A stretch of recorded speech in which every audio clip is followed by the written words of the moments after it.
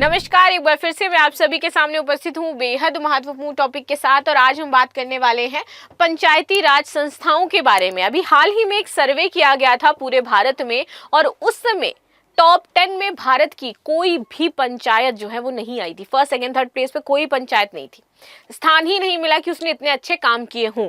तो इसीलिए आज हम पंचायती राज के बारे में थोड़ा सा पढ़ने वाले हैं। क्यों ये इंपॉर्टेंट एक पिलर माना जाता है हमारे भारत में, क्यों ये व्यवस्था बहुत ही ज्यादा इंपॉर्टेंट हो जाती है। चलिए इसी के बारे में कर लेते हैं डिस्कशन। और ये हमारे पॉलिटी सेगमेंट के लिए भी बहुत ज्यादा इंपॉर्टेंट हो जाता है। पंचायती राज स्पेसिफिकली एक टॉपिक है जिसको हम पढ़ते हैं, जिससे प्रश्न भी पूछे जाते हैं हमारे एग्जाम में। तो चलिए क्लास शुरू करते हैं। Role of panchayati raj in strengthening local governance. ठीक है, चलो ग्रामीण क्षेत्रों में इसका बहुत बड़ा रोल हो जाता है। तो पंचायती राज प्रणाली भारत में स्थानीय शासन के विकेंद्रीकरण और स्पेशली ग्रामीण क्षेत्रों की अगर बात की जाए तो यहाँ पर जो प्रशासनिक सुधार है, जो सामाजिक सुधार है, उसके लिए बहुत अच्छे से काम करती है और महत्वपूर्ण हिस्सा आज के समय में ये मानी जाती है। हम लोग देखते हैं कि गांव में खरंजे बनाने हैं, फिर गांव में अगर सड़कें बनानी है, गांव में अगर कोई प्रॉब्लम क्रिएट हो गई है, तो वहां पर ये पंचायती राज का बहुत बड़ा रोल रहता है। ठीक है, ये प्रणाली ना केवल ग्रामीण क्षेत्रों में सत्ता का विकेंद्रीकरण करती है, बल्कि ये स्थानीय लोगों को उनके अधिकारों से परिचित कराना, अगर उनके अधिकारों का हनन हो रहा है तो उसके लिए कार्य करना, एवं कर्तव्यों के प्रति जो जागरूकता है वो भी पैदा कर रही है। समय के साथ पंचायतें अपनी क्षमता और कार्य प्रणाली में सुधार करती आ रही हैं और स्थानीय शासन को सशक्त बनाने के लिए यहाँ पर कई प्रयास भी किए गए हैं।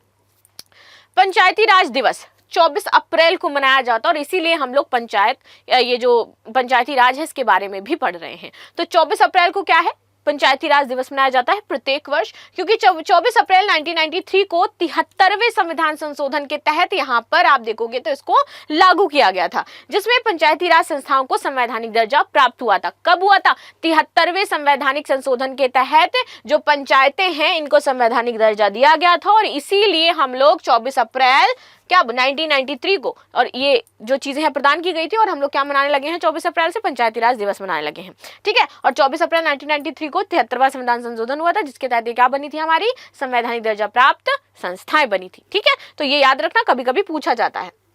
पंचायती राज के इतिहास के विकास के बारे में बात करते हैं। प्राचीन भारत में पंचायतों का अस्तित्व।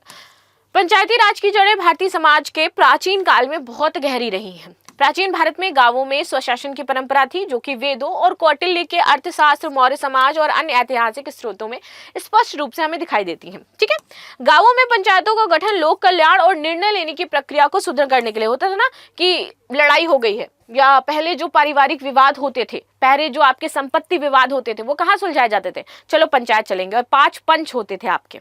ठीक है, और वो गांव के बड़े बुजुर्गों को रखा जाता था पंच के तौर पर, वो निर्णय लेते थे। आपके अगर खानदान में कभी रहे होंगे आपके बाबा पर बाबा, तो उनसे पूछिएगा, वो आपको बताएंगे कि किस तरीके से 5 पंच होते थे और फिर वो निर्णय सुनाते थे। इवन मेरे घर की फैमिली में जो मेरे पर बाबा थे वो पंचायत में रहते थे, वो पंच बनते थे और वो फैसला सुनाते थे। तो बहुत बड़ी स्टोरीज वो बताया करते थे कि कैसे कैसे वो लोग निर्णय लेते थे, क्या इसमें सारी चीजें होती थी। तो वो बाबा हम लोगों को आज दिन तक सुनाते हैं जो उनके फादर करते थे। राइट, तो ये समझिए कि कैसे वो व्यवस्था पूरी बनी हुई थी और कितना उनको सम्मानित उनको दर्जा प्राप्त था गांव में। ठीक है, आगे आ जाते हैं। औपनिवेशिक काल में विकेंद्रीकरण का प्रयास। तो ब्रिटिश औपनिवेशिक शासन, अब जैसे ही हम धीरे धीरे क्या आने लगे, ब्रिटिशर्स के कब्जे में आने लगे, तो स्थानीय शासन में विकेंद्रीकरण की दिशा में कई प्रयास किए गए। सबसे पहले बात करेंगे लॉर्ड मेयो की। 1870 में इन्होंने विकेंद्रीकरण को बढ़ावा देने के लिए एक प्रस्ताव रखा, जिसमें कि गांवों और कस्बों के विकास के लिए वित्तीय हस्तांतरण की वकालत की गई। और 1882 में लॉर्ड रिपन द्वारा किए गए सुधारों में पंचायतों की भूमिका को और भी अधिक क्या बना दिया गया, सशक्त बना दिया गया। तो लॉर्ड रिपन थे जिन्होंने पंचायतों की भूमिका को क्या किया था, सशक्त किया था। ये भी बहुत इंपॉर्टेंट लाइन है, इसको जरूर याद रखिएगा। यहाँ पे बहुत इंपॉर्टेंट फैक्ट्स मैंने कवर किए हैं आप लोगों के एग्जाम की पॉइंट ऑफ व्यू से। आगे आ जाते हैं। स्वतंत्रता के बाद की स्थिति क्या हुई? अब स्वतंत्र हो गए 1947, तो उसके बाद क्या हुआ? तो देखो, स्वतंत्रता के बाद भारतीय संविधान में पंचायती राज की अवधारणा को एक वैधानिक रूप से मजबूत आधार मिला। 25 नवंबर 1948 को गांधीवादी और संविधान सभा के सदस्य के संथानम ने ग्राम पंचायतों को संगठित करने और उन्हें स्वशासन के लिए आवश्यकता देने के लिए एक संशोधन प्रस्तावित कर दिया था। सामुदायिक विकास कार्यक्रम और पंचायती राज की दिशा के बारे में बात करते हैं हम थोड़ा सा, क्योंकि ये इंपॉर्टेंट हो जाता है हमारे लिए। आगे समझते हैं सामुदायिक विकास कार्यक्रम 1951 to 55 यहाँ पर क्या क्या हुए। तो पंचायती राज व्यवस्था के विकास के पहले कदम के रूप में भारतीय सरकार ने क्या किया, सामुदायिक विकास कार्यक्रम चलाया। इस कार्यक्रम का उद्देश्य था कि जो ग्रामीण क्षेत्र है इसमें समग्र विकास करना है हमें। और दूसरा, समाज के जो जितने भी, क्योंकि गांवों में हम देखते हैं कि बहुत छुआछूत, जाति पात, ऊंच नीचे बहुत ज्यादा मानी जाती है, तो वहां पर जो मोस्टली आपको चीजें देखने को मिलेंगी वो इससे संबंधित देखने को मिल जाएंगी कि समाज का विकास नहीं हुआ है वहां पर इस तरीके की बहुत सारी समस्याएं आज भी देखने को मिलती हैं। और इवन जो पंचायतों में पहले पंच बनते थे ना, वो भी उच्च वर्ग के होते थे, निम्न वर्ग के नहीं होते थे। तो उसके बाद धीरे धीरे इस चीज में भी सुधार किया गया कि अगर उच्च वर्ग के ही पंच बनाए जाएंगे या फिर ये रहेंगे तो निम्न वर्ग का जो अधिकार है या फिर उनके लिए जो न्याय है वो कैसे मिलेगा। तो इसके बाद निम्न वर्ग की भी भूमिका यहाँ पर बढ़ाई गई। सामाजिक सुधार करने बहुत ज्यादा जरूरत है, क्योंकि अगर महिलाओं के ऊपर अत्याचार हो रहे हैं, विवाह से संबंधित ये जो मुद्दे होते थे, ये सब पंच तय करते थे और कई बार उनके अधिकारों का हनन कर लिया जाता था। महिलाएं शामिल नहीं थी, क्योंकि पंच में महिलाओं को शामिल नहीं किया जाता था। ठीक है, तो इस तरीके से बहुत सारी कुरीतियां इसमें थी, जिसको धीरे धीरे करके फिर हटाया गया, समय के अनुसार इसमें सुधार किए गए। हालांकि इस कार्यक्रम में भ्रष्टाचार, नौकरशाही की समस्याएं और लोगों की भागीदारी की कमी जैसी चुनौतियां आई और फिर भी यह पंचायतों के विकास का प्रारंभिक बिंदु बना था। ठीक है, आगे आ जाते हैं।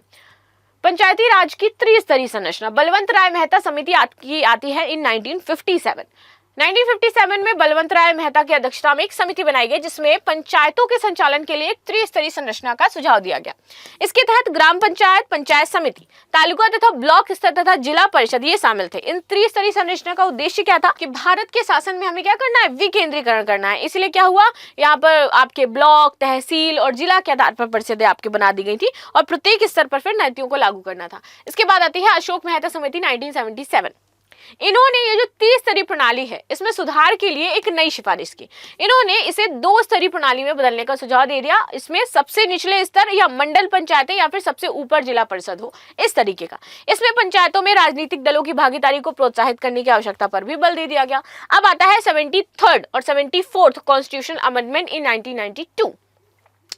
1992 में भारतीय संविधान में 73rd एंड 74th आपके अमेंडमेंट होते हैं और पंचायती राज तथा शहरी निकायों में संवैधानिक दर्जा इनको दे दिया जाता है। इन संशोधन ने पंचायतों को न केवल स्वशासन की देने की दिशा में एक बड़ी पहल की, बल्कि इनकी शक्तियां, इनके अधिकार, इनकी जिम्मेदारियां भी इनको बताई कि क्या आपकी जिम्मेदारियां हैं ग्राम के प्रति और क्यों आपको इतना ज्यादा सशक्त किया जा रहा है कि आप इन क्षेत्रों को देखोगे। इसके बाद संविधान के भाग 9 में पंचायतों और भाग 9A में नगर पालिकाओं के रूप में 2 आपके भाग जोड़ दिए गए। जो 2 स्तरीय वहां पर आपको सुझाई गई थी ना, तो यहाँ पर 2 स्तरीय चीजें हो गई। इसमें पंचायतों के कामकाज में पारदर्शिता और जवाबदेहिता को सुनिश्चित कर दिया जाता है।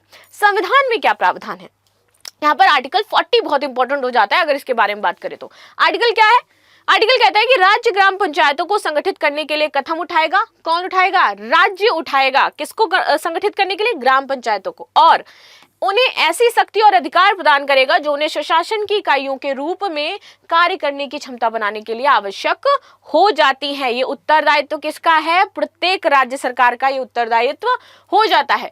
पंचायती राज की समकालीन चुनौतियां, वित्तीय स्वायत्तता की कमी। पंचायती राज संस्थाओं को सशक्त बनाने के लिए उन्हें वित्तीय स्वायत्तता की आवश्यकता होती है, यानी कि पैसा चाहिए। पैसा कौन देगा, अब जब तक सरकार को प्रॉपर इन्वॉल्वमेंट नहीं होगा तो पैसा कहां से आएगा। तो इसीलिए कई पंचायतों में वित्तीय संस्थानों की आज भी कमी है, जिससे वे अपनी योजनाओं को प्रभावी ढंग से लागू नहीं कर पाती हैं। इस पर हमें ध्यान देना चाहिए। मानव संसाधन और क्षमता निर्माण, ये कमियां हैं आज के समय की। पंचायती राज जो संस्थाएं हैं, इनमें कार्यरत जो प्रतिनिधि हैं और जो कर्मचारी हैं, उनके पास आवश्यक कौशल और प्रशिक्षण की कमी हो जाती है। प्लस उनको पैसा भी उस तरीके से नहीं मिलता, जिसकी वजह से उनको मोटिवेशन भी नहीं आता। इस कमी को पूरा करने के लिए क्षमता निर्माण कार्यक्रमों की आवश्यकता है, और ताकि वे अपनी जिम्मेदारियों का निर्वहन सही तरीके से कर सके। भ्रष्टाचार और पारदर्शिता की कमी, यहाँ पर बहुत ज्यादा भ्रष्टाचार बढ़ गया है, क्योंकि प्रॉपर वेतन व्यवस्था है नहीं। प्रशासनिक जो लाल फीताशाही है, ऐसी जो समस्याएं यहाँ पर चल रही हैं। भ्रष्टाचार, राजनीतिक हस्तक्षेप बहुत ज्यादा है। पारदर्शिता, जवाबदेहिता की इसमें कमी हमें देखने को मिलती है। डिजिटल साक्षरता, स्पेशली डिजिटल साक्षरता आज हर जगह है, लेकिन पंचायतों में आज भी डिजिटल साक्षरता नहीं है। डिजिटल साक्षरता का महत्व बढ़ा है, लेकिन कई पंचायतों में कर्मचारी और प्रतिनिधि डिजिटल उपकरणों और तकनीकों का सही तरीके से यूज ही नहीं कर पा रहे हैं और उनकी कार्य प्रणाली जो है वो सीमित हो गई है। पंचायत उन्नति सूचकांक PAI और ई ग्राम स्वराज। अब देखो, 9 अप्रैल 2024 को सरकार ने पंचायत उन्नति सूचकांक लॉन्च किया। ये सूचकांक पंचायतों के प्रदर्शन का आकलन करने के लिए एक महत्वपूर्ण मीट्रिक था। इसमें वित्त, क्षमता निर्माण, जवाबदेहिता और कार्य प्रणालियों को क्या बनाया गया, आधार बनाया गया, और इसके तहत तय किया गया कि कौन सी पंचायत आपकी अच्छी होगी। कर्नाटक, केरल और तमिलनाडु ने इस सूचकांक में शीर्ष स्थान प्राप्त किया था। ठीक है, ई ग्राम ई ग्राम स्वराज ऐप। इसके साथ ही पंचायती राज मंत्रालय ने ई ग्राम स्वराज एप्लीकेशन की शुरुआत की, जिससे पंचायतों के कामकाज में पारदर्शिता और गति लाने में मदद मिल सके। यह एप्लीकेशन पंचायतों को योजनाओं के क्रियान्वयन में सहायता प्रदान करता था और उन्हें डिजिटल रूप से अधिक सक्षम बनाता था। समावेशी विकास और आरक्षण, अब इसकी बात करने जाने लगी किसमें, पंचायतों में, क्योंकि महिलाएं शामिल नहीं है। अब महिला से संबंधित कोई मुद्दा होगा तो उसको कौन सॉल्व करेगा, तो इंपॉर्टेंट है कि भाई इसमें महिलाओं, अनुसूचित जातियों और जनजातियों को भी शामिल किया जाए, क्योंकि उनके अधिकारों की बात है। और जब उच्च वर्ग के लोग ही उसमें होंगे तो इनके अधिकारों की बात नहीं की जाती है। और गाँव में आज भी बहुत ज्यादा छुआछूत मौजूद है, इस वजह से जरूरी है कि इसमें इनको भी शामिल होना पड़ेगा। ये सुनिश्चित करना कि इन वर्गों की आवाज को सत्ता के निर्णयों में जगह मिले। पंचायतों के प्रतिनिधित्व को इन वर्गों को उनके अधिकारों का एहसास जो है वो होता है और वे विकास प्रक्रिया में समान रूप से भाग ले पाते हैं। भविष्य की दिशा और सुधारात्मक कदम, विकेंद्रीकरण में और भी ज्यादा हमें सुधार करना पड़ेगा। प्रशासनिक स्वतंत्रता हमें इनको दी जानी चाहिए, अधिक वित्तीय स्वायत्ता हमें इनको दी जानी चाहिए ताकि अच्छा काम करें। इन्हें अपनी योजनाओं, नीतियों को लागू करने के लिए अधिक शक्ति और संसाधन उपलब्ध करवाए जाने चाहिए ताकि जमीनी स्तर पर बदलाव दिखने लगे। पंचायती राज संस्थाओं का पुनर्निर्माण, कुछ जो इनकी संस्थाएं हैं इनमें कार्यप्रणाली को प्रभावी बनाने के लिए समय समय पर उनका मूल्यांकन जरूरी है। इसके अलावा ग्राम पंचायतों को और अधिक संस्थान, प्रशिक्षण और तकनीकी की आवश्यकता है, जिससे वे जो आज के मुद्दे हैं उनको सही तरीके से सॉल्व कर पाए। ठीक है, तो भारत में पंचायती राज व्यवस्था को संवैधानिक दर्जा किस वर्ष प्राप्त हुआ, 1991, 1993, 2000 और 1989। सो ये न्यूज थी जो हमने डिस्कस करी है। मिलते हैं हम नेक्स्ट क्लास में, तब तक के लिए धन्यवाद। लाइक शेयर सब्सक्राइब करना बिल्कुल भी ना भूलें and thank you so much.